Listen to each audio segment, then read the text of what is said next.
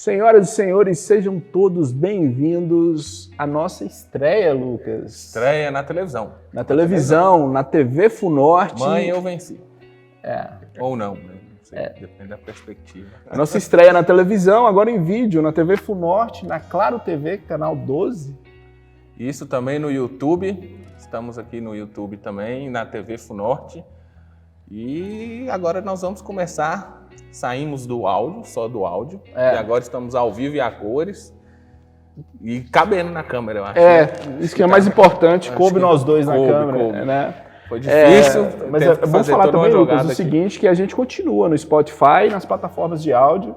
Spotify, Deezer, Apple Podcast. E entre outros aí também. Vai ter só o áudio também pra galera. Lucas, para estrear a nossa... Para coroar a nossa estreia na televisão, trouxemos um comunicador aqui. Ousadia nossa, né? Ousadia nossa. Um pioneiro, né? No mundo dos podcasts. Quando tudo era mato, ele já tinha um podcast. Escritor. Peraí que você vai me corrigir se eu errar, antes de chamar nosso convidado. Vou corrigir. Ele é jornalista, escritor, professor, palestrante, podcaster, que o podcast dele ainda está... Cerimonialista. Né? E nas horas vagas ele dorme um pouco, né, Lucas? Dorme. Ninguém é de ferro, pelo menos 4 horas por dia. Tá certo. Estamos recebendo hoje Délio Pinheiro.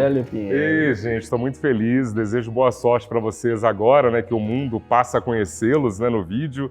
Uma coisa é uma voz, né? Tá lá sempre no áudio, mas agora vocês estão aí com essas belas figuras. Eu estou muito feliz de estar aqui com vocês. Agradeço demais o convite e desejo muito boa sorte. Emocionante. Délio, muito bonito, muito bonito. Nós que agradecemos, né? Quase que sai um meme aqui, Délio. Nós que agradecemos. Na internet as coisas são muito rápidas, dinâmicas. Délio, eu descrevi seu currículo. Resumindo, você é um comunicador. Eu sou um comunicador. Eu descobri que eu era comunicador desde a infância, quando eu nasci lá em Serranópolis. Eu sempre tive uma relação muito forte assim, com a comunicação. Eu até brinco, Frank, que o meu pai, ele tinha umas coisas diferentes. Assim. Ele foi a primeira pessoa lá nos anos 80, lá em Serranópolis, a assinar uma revista semanal, a Veja. Então nós tínhamos a assinatura da Veja.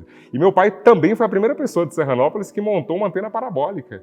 Hoje pode parecer uma bobagem, né? Mas naquela época, anos 80, você ter essa janela para o mundo era fantástico. Então eu acabei descobrindo novos programas. Eu até brinco que os meus ídolos da infância não são Chaves, a Xuxa, o Fofão, Deus me livre do Fofão. O Fofão, aquele punhal lá. Tinha um boneco do Fofão que vinha com um punhal, inclusive. Reza a lenda urbana. Mas assim, os meus ídolos eram aqueles caras do jornal, aquela geração de ouro do Jornal Nacional, Cid Moreira, Geomir Betting, Paulo Francis. Eu era meio alucinado, assim, eu gostava demais daquilo. Então, e eu adorava ler, e aí foi um caldeirão bem bacana para me transformar no comunicador. Quando você fala que na sua casa foi o primeiro lugar de Serranópolis. Serranópolis, uma cidade bem pequenininha. No norte de Minas. Linda cidade, linda cidade. Serra. Teve uma antena parabólica, isso é nos anos 80 ou 90? Anos 80, nos anos 80. Quando eu estudava lá, primeiro grau, eu me lembro que juntou gente para ver. Meu pai, ele chama Almir, quando o pessoal estava instalando lá, juntou aquele povão, olha, antena parabólica.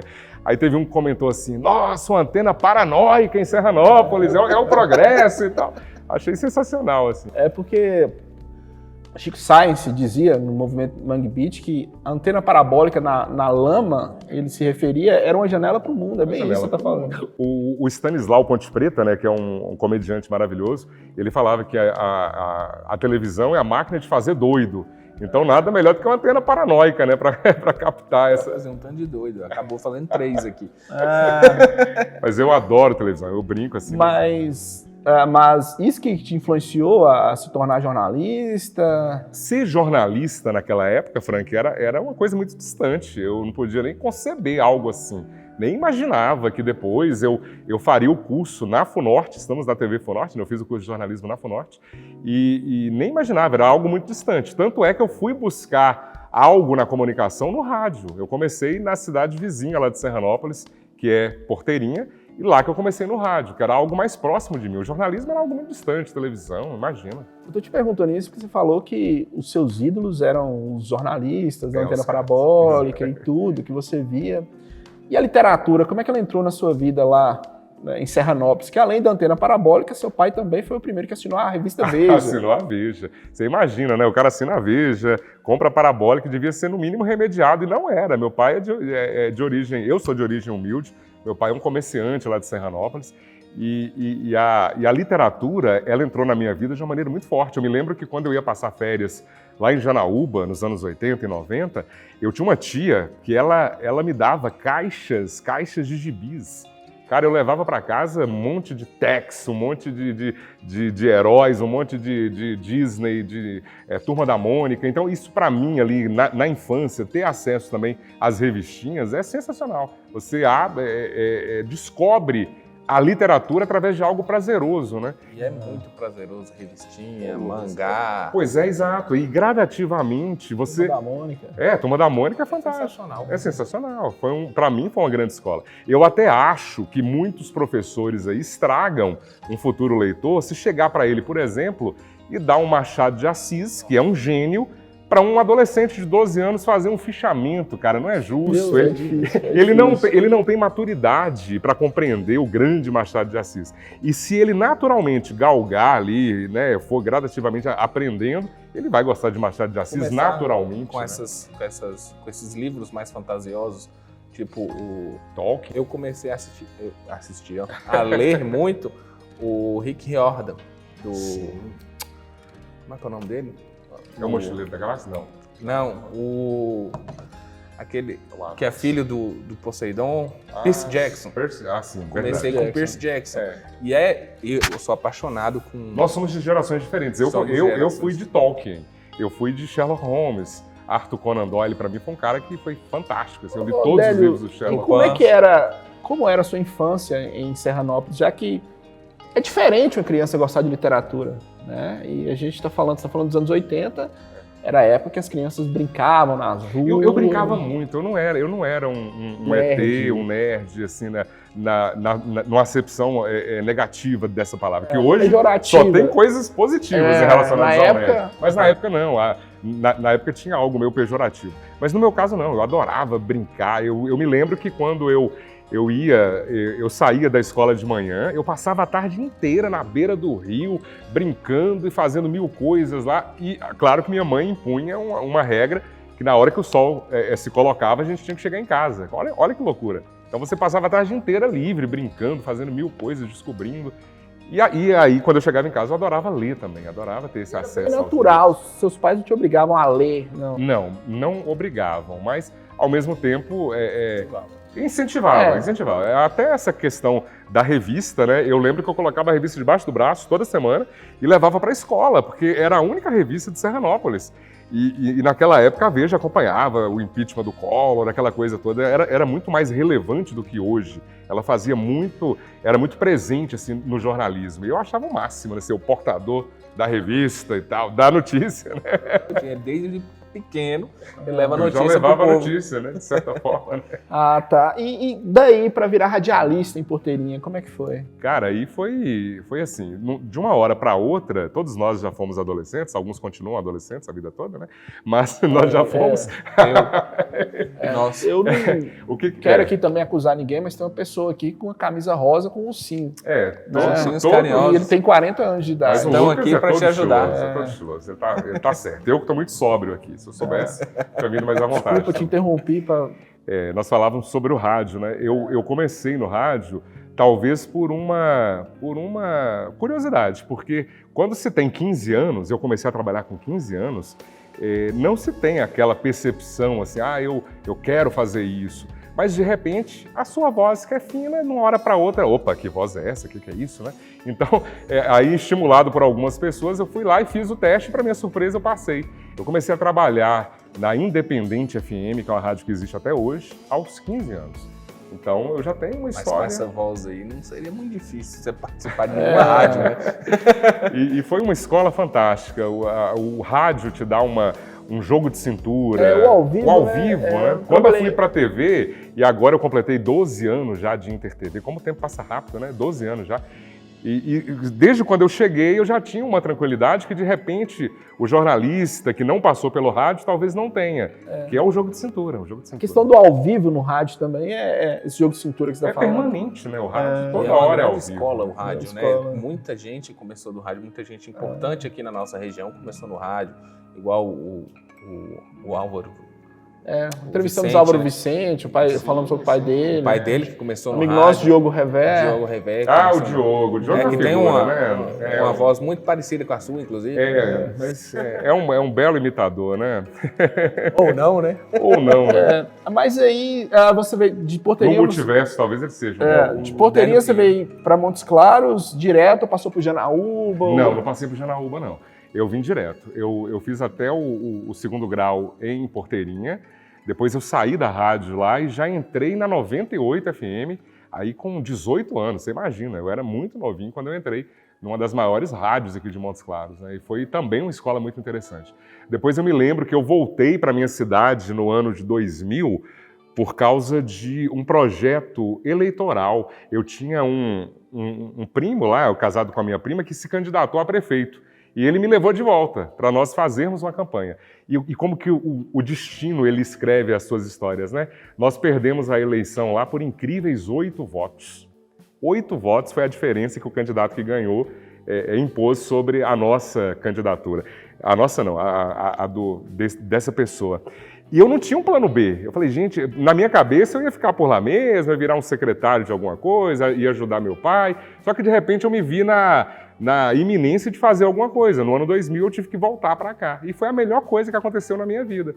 Eu digo que essa derrota ela foi providencial, porque senão eu não teria vindo para cá, não teria feito o curso de jornalismo, não teria conhecido minha esposa. Mas aí você já Foi no voltou, curso. começou o curso de jornalismo e foi para Itatiaia? Eu voltei aí por volta de 2001 para Itatiaia, onde eu construí uma história muito legal. Eu saí de lá em 2010 e nesse ínterim, né, nesse trabalho de Itatiaia, eu fiz o curso de jornalismo. Acho que é uma história muito comum o pessoal de Montes Claros, né? Que vem muita gente de fora para estudar e acaba criando. No caso seu.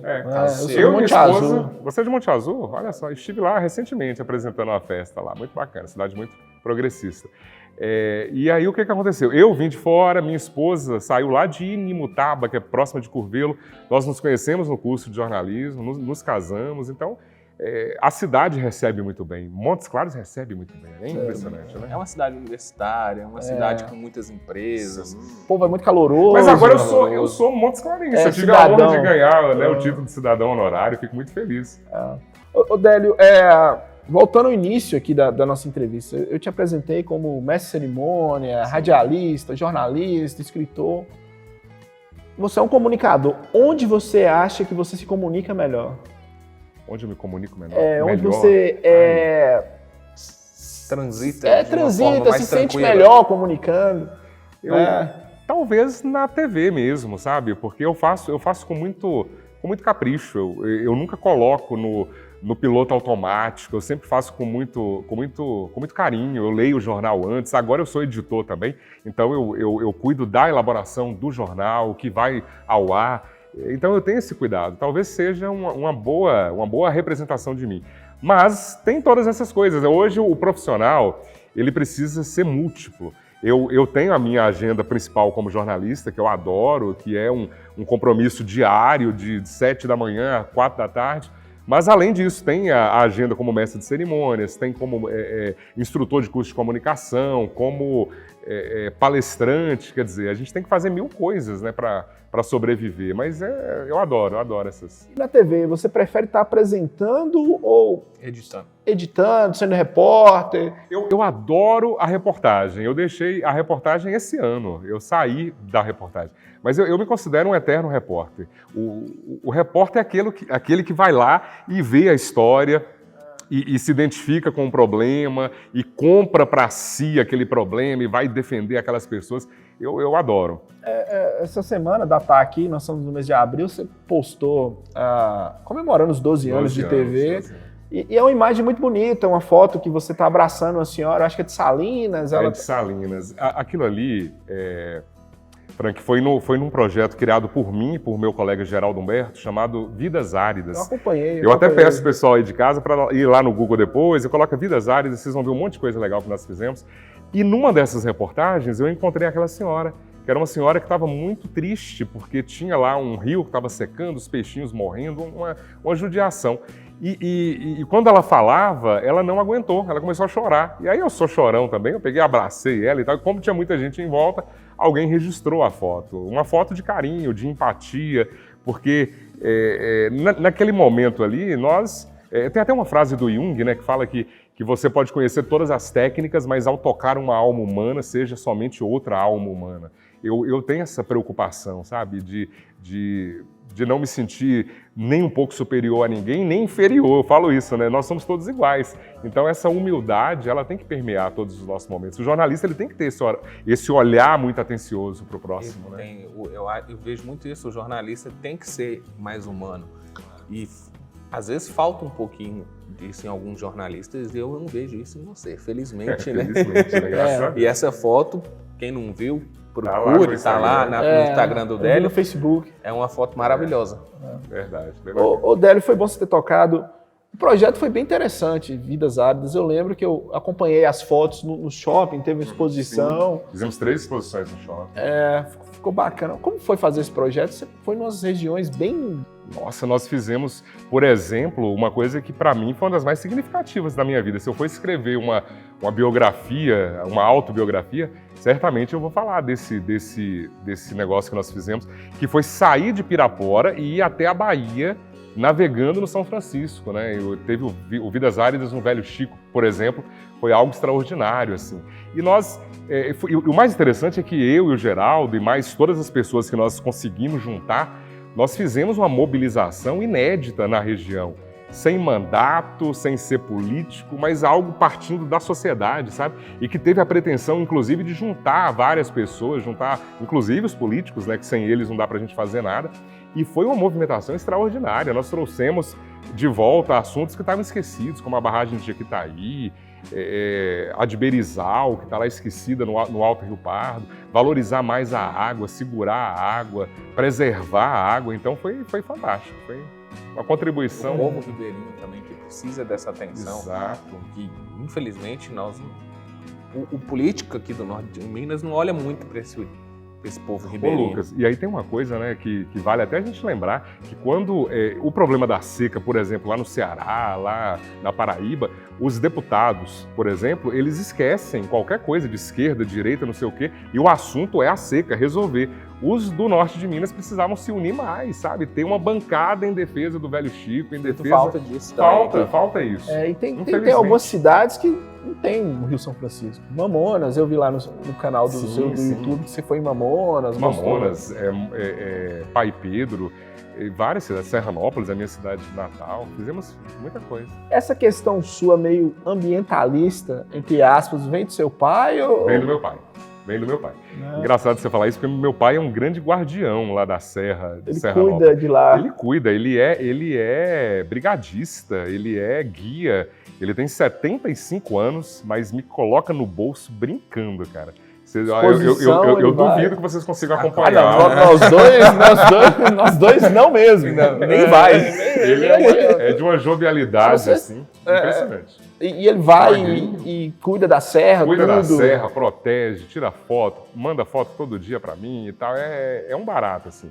Então eu trago muito isso dele. E ao mesmo tempo, eu levo muito em consideração uma frase que eu li certa vez, que é um ditado indígena norte-americano. Parece coisa de Dança com Lobos, aquele filme lá do Kevin Costner, que é um filmaço, aliás, ganhou vários Oscars, né?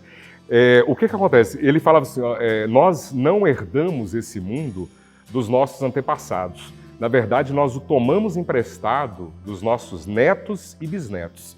Então nós temos obrigação de entregar um mundo pelo menos igual, mas nunca pior. Cara, isso é de uma riqueza, de uma profundidade esse pensamento indígena americano que eu levei para a vida. Então nós temos que dar a nossa contribuição. seja poupando um pouco ali a água, economizando água, tendo uma postura mais responsável, ou fazendo uma movimentação como essa que nós fizemos.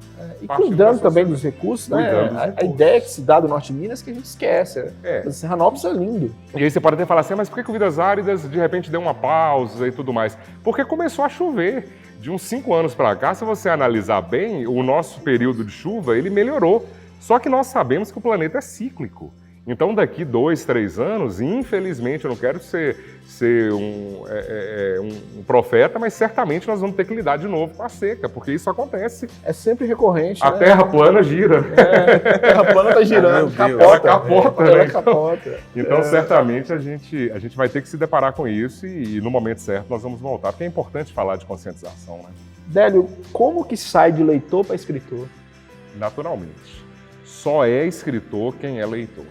Porque você não pode querer ter a pretensão de escrever sem ter sido tocado pela fantasia que a literatura desperta.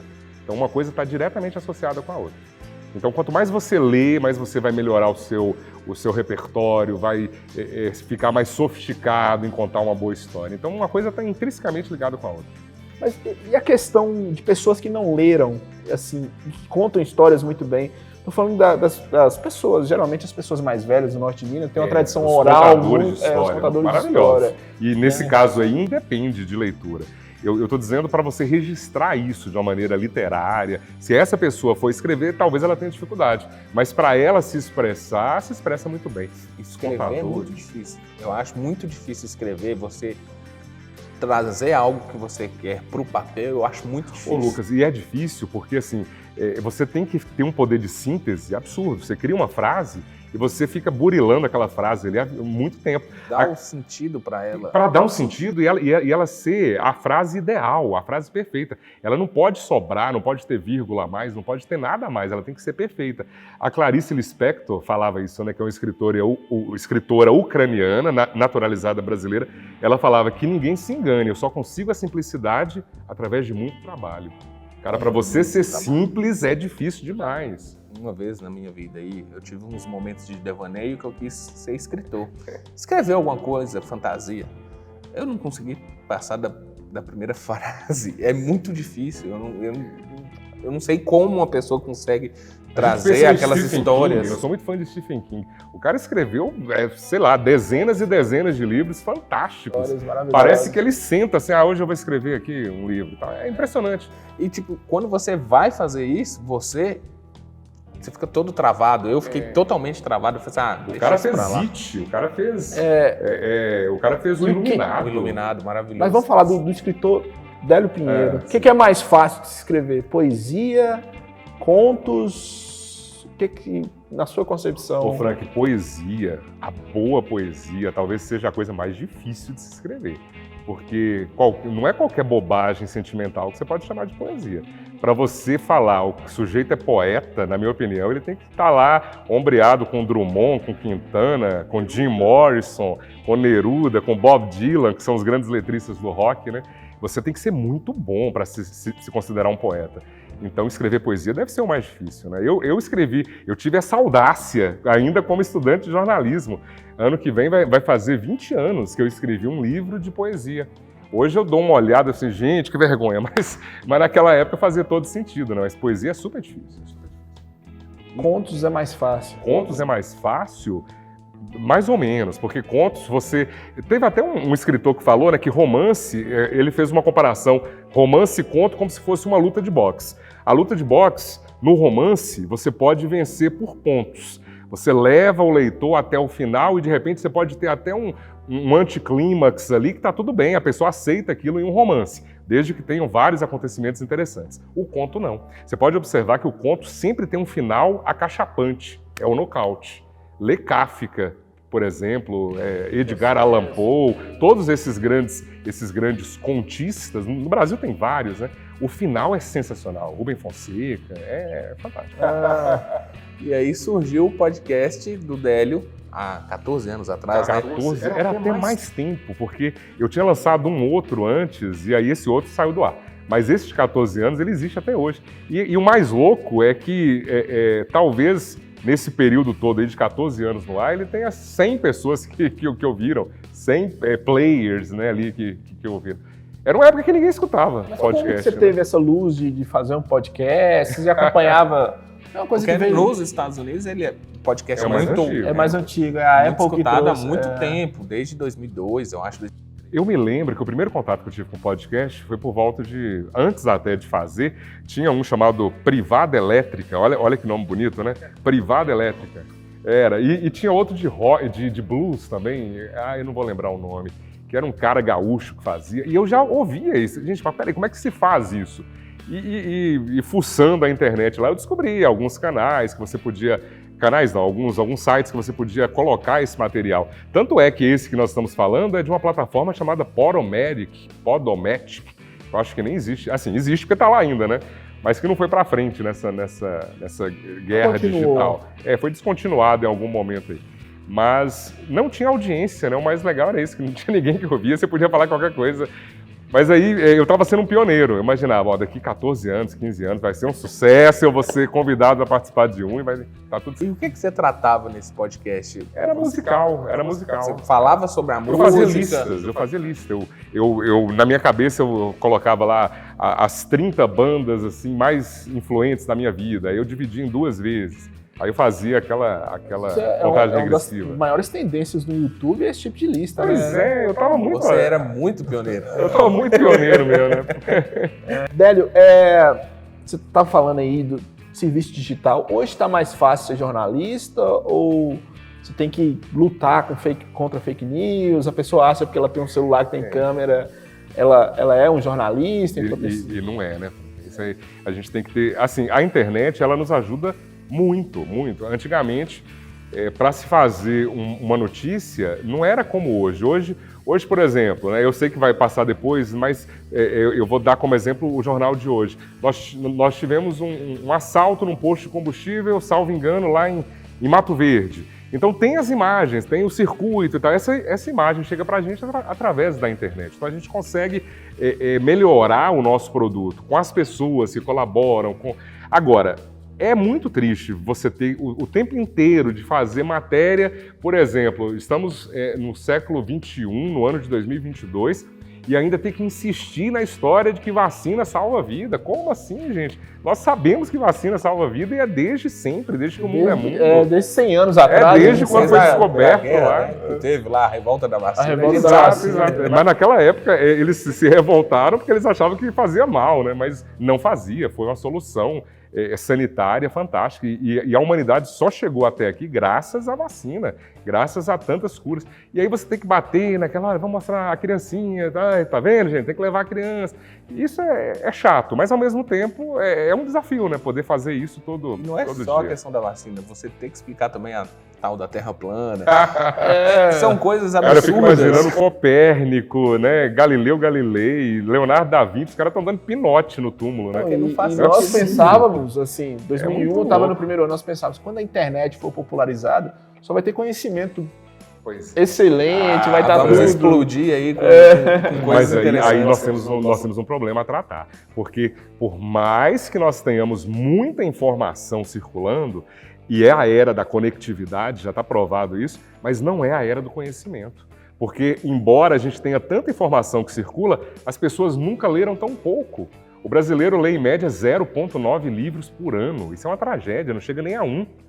Então, as pessoas estão muito ali se informando apenas com rede social. A pessoa não percebe que ela está numa tremenda de uma bolha, ela não consegue romper, porque o algoritmo ela vai dar sempre o que ela pede, o que ela pesquisa. Então, se você é, por exemplo, da direita, você só vai receber informação boa, positiva da direita e da esquerda, que é o fim do mundo, está todo mundo errado. Então, você tem que romper essa bolha de vez em quando. Tem até um documentário no Netflix, vocês devem ter visto, que é aquele dilema das redes, né? Muitas vezes a pessoa até se pergunta assim, gente, mas não é possível, as pessoas não estão vendo isso. Não, eles não estão vendo, eles têm a bolha própria deles e estão ali alimentados de outra maneira, né? Tem essa questão não só da bolha, e também da notícia, a pessoa não lê a notícia. Geralmente você Só recebe, só vê o título, e aí passa para frente. criança é assassinada, não sei o quê. Não lê a notícia inteira. E tem uma pesquisa que mostra que uma fake news, uma informação assim, como essa que você falou, ela circula 6 vezes mais do que uma notícia correta. Então isso é terrível. Se as pessoas não estão lendo a própria notícia, quiçá os livros. Quiçá os livros. É muito mais. Não, e aí eu até me recordo assim que quando eu ia, por exemplo, numa locadora, e vocês viveram isso, né, um pouquinho também, de chegar lá, escolher um filme, cara, não acredito, Rambo 3, que legal, levava, assistia o filme em casa, tinha que rebobinar e voltava segunda-feira, devolvia, e era o máximo, né? Hoje acontece, por exemplo, eu falo por mim, eu e minha esposa, a gente pega o celular, começa a passar ali o catálogo do Netflix, passa pra cá, pra lá e tal, pra lá, eu viro pra ela, não tem nada pra ver. Que doideira, né, bicho? Como assim, né? Não vê nada, fica só sapeando a gente é como se nós estivéssemos, assim, até meio atordoados com tanta informação. Com muita coisa, né? Pra filtrar fica difícil. Vocês falaram de Spotify no início, e você tem um mundo ali, eu lembrei de uma banda alternativa lá da Itália, e tá lá. O Premiata Forneria Marconi, pô, será que tem? Tem, claro que tem. Você vai escutar um rock progressivo lá na sua casa, a hora que você quiser. Tem muita coisa também ruim, né? Muita coisa ruim. Claro. Tem muita coisa. É o lado bom e o lado ruim. Agora, o problema é o ser humano não saber filtrar. E isso também é uma questão. Nós não estamos sabendo filtrar o que consumir. Esse é um grande problema. Mas essa questão de arquivo também eu acho interessantíssimo. Eu gosto muito de Noel Rosa. Você encontrar no YouTube uma gravação de 1934. Remasterizada. Remasterizada não, original. A pessoa pôs o vinil lá e só captou o áudio. Era aquele vinilzão antigaço de acetato, né? Não era nem vinil. Tem o chiado, é uma coisa interessante. É impressionante. Né? Lucas, e esse mundo tá muito esquisito em relação a essa questão das fake news.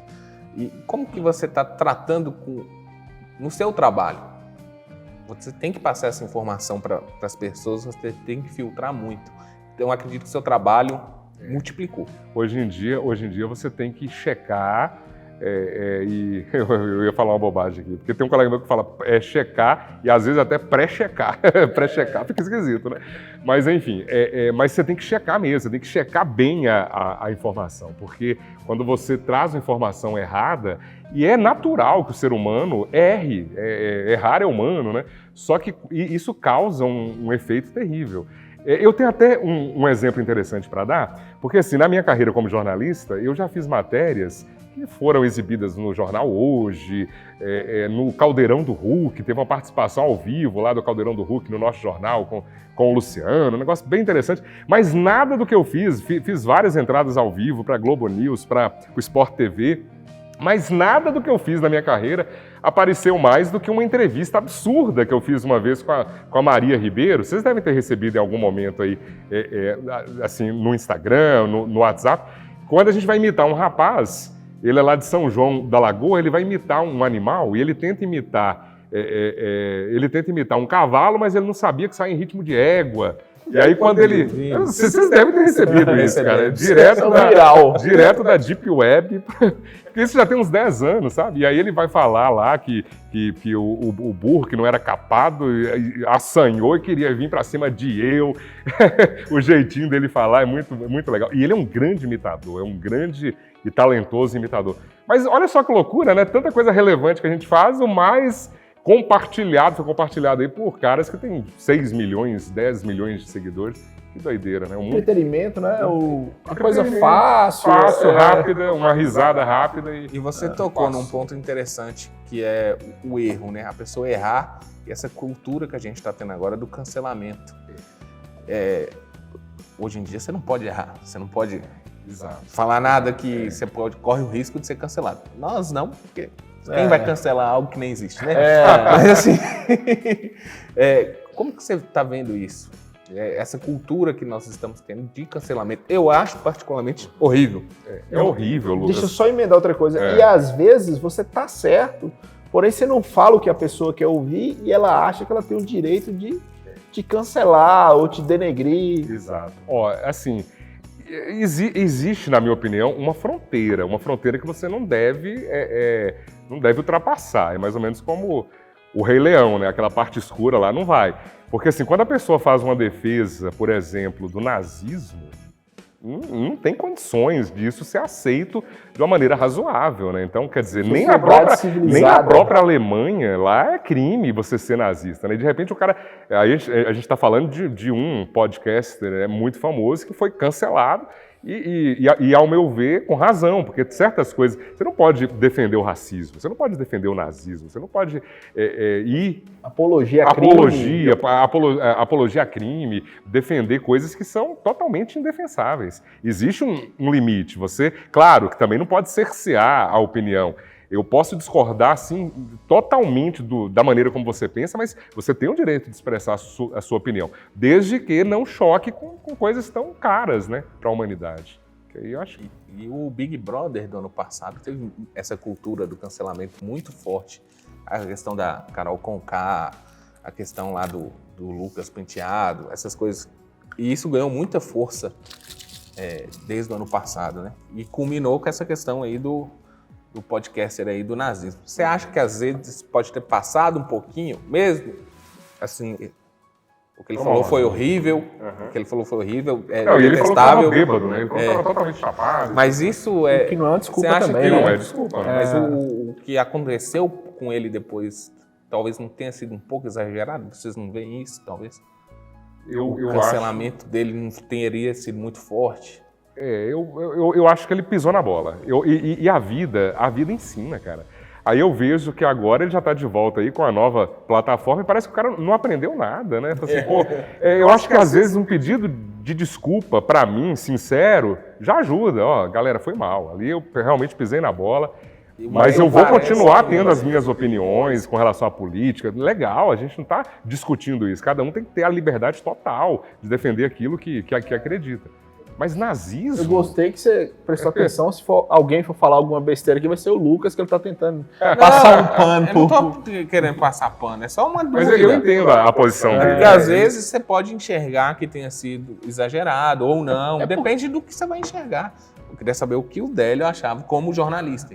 Porque entra na esfera do crime, né? Crime, não tem discussão. No Brasil, a apologia ao nazismo é crime.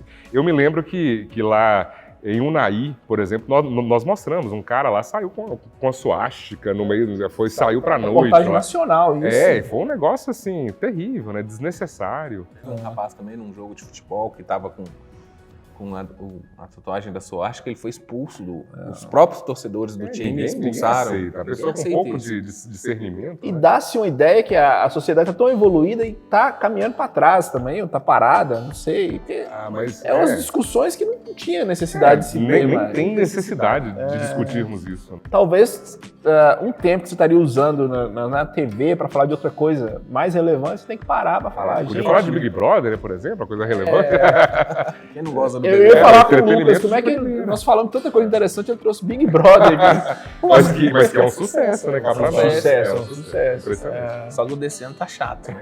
Você mesmo falou que tá chato. Tá muito chato. É porque o do ano passado foi histórico, né? Assim, o do ano passado foi... O que eu acho engraçado é o seguinte, que todo ano fala, já que nós entramos nesse assunto de Big Brother, todo ano fala que vai ser cancelado, vai parar o programa e ele tem recorde de audiência. Enquanto as pessoas se interessarem e assistirem, acho que eles não vão cancelar. Mas qual o fenômeno que isso acontece, Délio? Você que trabalha na área, por que as pessoas se interessam? Cara, imagina você poder ver a intimidade de alguém, sabe? Ali, e é um experimento social. Se você imaginar bem, né, as pessoas estão confinadas ali, eles não sabem o que está acontecendo no planeta, e isso é muito louco, assim, você imaginar. A inspiração é uma distopia terrível. Vocês devem ter lido, certamente, o livro do George Orwell, né? 1984, que traz a figura do grande irmão. E naquela sociedade totalitária lá não tem nada de bacana, muito pelo contrário, é terrível, né? Assim, o mundo de você ser cercado o tempo todo por câmeras e tudo mais. Ele errou feio, o George Orwell, com relação à data, né? Ao ano. Ele achava que em 84 nós já teríamos esse mundo, assim, só se for 2084. Talvez ele tenha errado por 100 anos, né? Mas tomara que isso não aconteça. As redes sociais meio que não é isso também? É uma pessoa mostrando o dia a dia dela, a intimidade. Pois é, Frank. Aí eu acho que as pessoas estão muito doentes. Rede social, Instagram. Instagram, a pessoa vai numa praia maravilhosa lá, ela tira 69 fotos. Em uma, ela achou o ângulo perfeito ali, ela posta aquela. Então, Instagram é portfólio, é a vida editada. E isso leva muitas pessoas, infelizmente, a acharem que a vida não tem graça, que fulana se diverte muito mais do que eu. E tem adolescentes aí que estão passando por problemas de baixa autoestima, de depressão. E é terrível essa geração TikTok, ela precisa abrir os olhos. E cabe muito aos pais também dar soluções, dar alternativas, né, para essa criança não ficar tão exposta assim. Criança, adolescente, porque está em formação ainda. E ela acha que a vida do outro é melhor do que a dela. E não é. A vida do Instagram é uma vida editada. Você não vai colocar uma foto que você parece barrigudo, todo. Não, você vai achar aquela que você As nossas são todas, né, Lucas? Não tem como mas tem um ângulo bom, Frank. Você pega assim de cima para baixo, fiquei magrão, bacana. Um ângulo bom aqui. Tem um problema na cabeça também, que é muito grande, velho. Aí, é o cérebro avantajado. Isso é bom. Gostou? Tem um cérebro avantajado. Deu outro sentido. Deu outro sentido. Mas sempre tem essa questão da alguma coisa que interfere no desenvolvimento do adolescente. Nós tivemos na década de 90, início dos anos 2000, os videogames, falando que os videogames influenciam aqueles ataques que tivemos lá nos Estados Unidos. Agora tem a questão do TikTok, que influencia na autoestima do adolescente. Talvez o adolescente não precise de uma chacoalhada. E talvez seja até o contrário. Talvez os videogames, ao provocarem essa descarga de adrenalina, talvez até faça com que demova esse adolescente de ter uma atitude violenta na vida real. Então, pode ser exatamente o contrário, né? Hoje ele tem essa válvula. Às vezes ele tem vários problemas ali, até sofre bullying. Ele vai pro videogame ali e arrebenta, descarrega aquilo ali. Então tem os dois lados. A gente também não pode precipitar em colocar uma culpa tão grande, né? Aquela tragédia lá de Columbine, porque o menino jogava um jogo tal, ou assistia o filme tal. Não, pera lá, né? Não é assim também. Não é só isso. Não é só isso, né? Tem muito mais envolvido. Délio, nessa área de comunicação, que me interessa muito, trabalhei em rádio também, estamos começando hoje. Você que ministra cursos, qualquer pessoa pode se tornar um comunicador ou não? Sim, eu diria que qualquer pessoa pode se comunicar. Tem uma pesquisa de um cara, o sobrenome dele é Merabia, e ele fez uma pesquisa nos anos 50, mostrando assim, sobre a voz, né, a questão da voz. Antigamente, quando eu era criança, adolescente, lá em Serranópolis, eu ouvia uma rádio que era extraordinária, assim, que os caras tinham que ter uma voz fantástica, que era a Rádio Mundial. Eu lembro que os caras falavam algo assim, Rádio Mundial e os ritmos da noite. Era uma voz muito bonita, sabe? Hoje, quando você escuta rádio, você vê que rádio é completamente coloquial. Escuta a pop, escuta a Jovem Pan, é diferente o jeito. Então, quanto mais natural, melhor. E quando você vê que hoje a voz ela não tem tanto peso, depende da maneira como você utiliza aquela voz que Deus te deu. Às vezes a voz é mais grave, às vezes a voz é mais aguda, é de taquara rachada, não importa. O importante é o conteúdo que você vai expressar através de sua voz. Pode ser até a voz daquela vendedora lá, você lembra? Uma que fazia Top Term? Ela conseguiu passar o recado dela. Ela conseguiu passar o recado dela. E hoje você tem exemplos aí fantásticos, pessoas que dão super bem, conseguem ter milhares, milhões de seguidores sem ter uma voz padrão. Então, respondendo objetivamente, sim, qualquer um pode se comunicar bem. Interessante você ter falado da Mundial, que me lembra Big Boy, que trazia um DJ histórico do rock e tudo. Eu acabei de ler um livro do Nelson Motta que eu não conhecia, chamado Noites Tropicais. E ele cita a história do Big Boy. O Big Boy era um professor de geografia e ele tinha uma vida dupla. Ao mesmo tempo que ele dava aula, e os alunos já meio assim, esse cara tá parecendo a voz do Big Boy. E ele arrebentando na rádio lá, trazendo bandas de fora. O cara era muito atualizado, né? Aí teve um dia lá que ele jogou os livros pra cima e começou a falar como Big Boy na sala, e a galera enlouqueceu com ele, e ele passou a ser só radialista a partir Hilton Alvarenga, Big Boy. Big Boy. E morreu super novo, né? Mas deixou uma legado, contribuição, um legado, assim. E era maluco, né? Completamente maluco. E ele trouxe bandas para o Brasil, assim, que Yes, não sei o que, bandas, né, que faziam sucesso. Ele foi o primeiro a tocar lá no Rio. Black Power também. Ele Tocou muito, né? A Soul Music, Soul né? James Music. Brown, a Motown, né? A gravadora. Fala de rádio, nós vamos ficar aqui. Big Boy. Você tem que falar de rádio. Você fez um curso de rádio, com o Diogo, fiz um curso de rádio. E no curso ele trazia isso mesmo, que qualquer pessoa pode se comunicar. Sim, eu também acredito muito nisso. Trabalhei. E falar bem em público, Frank, não tem a ver com dom apenas. Fulano tem um dom, né? Nasceu com carisma. Né? Existe esse lado, que é um lado abstrato, é um lado assim, que não é objetivo, é mais subjetivo. Mas existe o lado objetivo, que são as ferramentas, as técnicas. Eu passo tudo isso no meu curso, até aproveitando para vender o peixe, porque é exatamente isso. Você prepara aquela pessoa para que ela possa se comunicar melhor. E hoje comunicar melhor não é simplesmente falar bem em público, não é simplesmente dar uma boa entrevista. É você se expressar em todos os canais, é você fazer uma boa live, é você coordenar uma reunião, é você falar com propriedade. Se relacionar também, né? Se relacionar. Exato. Trabalho, algum lugar. Fazer uma live, tudo isso eu abordo no meu treinamento. Eu tive muita dificuldade em fazer isso aqui, em conversar. Aí eu aprendi isso muito no curso, né? Eu fiz o curso de Direito, fui meio que obrigado a começar a desenvolver. É verdade. E eu tenho que me segurar para não falar demais. Você vê que eu fico me segurando. Tem esse problema também, né? Que é o e no contrário. curso você ensina a não falar demais? Menos é mais. Menos é mais. No meu caso... Quando a pessoa vai falar algo, ela começa a repetir as mesmas informações, só que com outras palavras, ela já se perdeu. Muitas pessoas, no meu curso, eu dou um tema.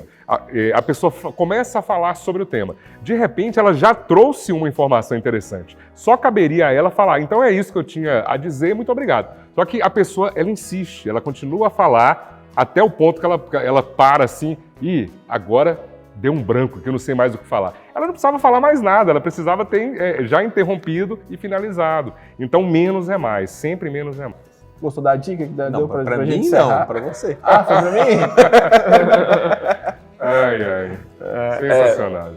Délio, nós estamos caminhando aqui pro final. Pegou de surpresa.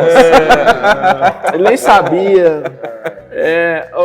Tem alguma história marcante, engraçada, nesse período seu? Cara, tem várias. Eu vou até depois, mais pra frente, preparar até um texto, um livro sobre isso.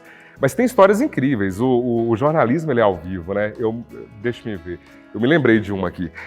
Tem uma que foi muito interessante, que aconteceu em Janaúba. Eu estava com um cinegrafista e nós fomos lá para fazer uma matéria. Não sei se vocês lembram, antes da Jornada Mundial da Juventude, uma cruz de madeira que foi benzida pelo Papa, ela circulou o Brasil inteiro, ela passou pela nossa região. E nós fomos fazer a matéria da passagem da cruz lá em Janaúba. Então ficamos lá, fizemos a matéria, a missa campal, linda e tal. Quando foi à noite, quando terminou a missa, eu viro para o meu amigo cinegrafista e falo assim, olha, vamos pro hotel, porque amanhã a cruz vai sair 5 da manhã e nós temos que acompanhar, porque a cruz ia para Manga, e nós tínhamos que acompanhar a cruz. E na pauta estava escrito lá que era necessário a gente fazer a imagem da cruz, né, benzida pelo Papa João Paulo II, que é santo, passando sobre o São Francisco, que é outro santo. Então tinha que ter essa imagem no VT. Ok, fizemos a matéria bem feita, mas ao invés de ir pro hotel, nós fomos pra night, fomos curtir a noite de Janaúba. E é engraçado que quando as pessoas nos veem assim, principalmente o repórter, não acredito, Delião, tal, tem uma cachaçinha de Salinas aqui, não sei o quê, não, você não vai embora agora não. Resultado, a gente saiu lá desse barzinho 2 da manhã e tínhamos que acordar às 5, né? E aí eu me lembro que na hora de dormir, eu falei, eu vou colocar o despertador. Ele, não, coloca o meu, tranquilo e tal. Cara, quando eu acordei com a imagem do inferno. esse cinegrafista só de cueca, assim, Délio, perdemos a hora. Eu falei, gente, peraí, calma, era 7 horas da manhã, tinha 2 horas que a cruz tinha saído. Eu sabia que a cruz, ela estava num caminhãozinho, esses caminhões F4000, sei lá, um caminhão menor. Eu sabia a característica que eu tinha visto, como que ela chegou em Janaúba, e eu falei, vamos atrás, cara, acelera aí. Eu fico imaginando, assim, como nós somos pobres mortais, estava uma fumaça desgramada, né? A cruz não, ela abria assim, a cruz passava, fechava de novo e a gente atrás buscando essa cruz. Quando nós passamos de Jaíba, eu vi o tal do caminhão. Eu falei, gente, é ele. Eu peguei e falei com o cinegrafista, passa ao lado que eu pergunto. Ele encostou o carro assim. Aí eu adoro gente que tem resposta na ponta da língua, né? Foi fantástico. O caminhoneiro tá lá dirigindo, eu encostei perto dele. Ô, amigão, você tá carregando a cruz? O cara vai e vira pra mim assim, uai, sou caminhoneiro, né, velho? Carrega a cruz todo dia. Achei sensacional a resposta do cara. Eu falei, gente, não é não, vambora. E, resultado, a gente só foi encontrar a tal da cruz na beira do rio. Como demorou um pouquinho para passar a balsa, a gente acabou pegando a cruz e foi um alívio. A gente escutou os anjinhos tocando e tal. Conseguiu pegar a imagem? Mas pegamos a imagem, fizemos a matéria. Mas a resposta do caminhoneiro ficou na minha cabeça. Né? Caminhoneiro, né, velho? Carregando a cruz todo dia. Maravilhoso. Essa história é sensacional, muito boa. Muito obrigado pela presença. Vocês aí que nos acompanharam no YouTube, na TV Funorte, comenta o vídeo, compartilhe, curta. Quer vir aqui bater um papo com a gente? A gente te recebe. Siga o canal também lá no YouTube. Canal, siga o canal no YouTube da TV Funorte. Se inscreva aí no canal. A TV também, a TV Universitária, né, no canal 12 na NET. Então é isso, Délio, muito obrigado. E é isso. Tchau. Falou.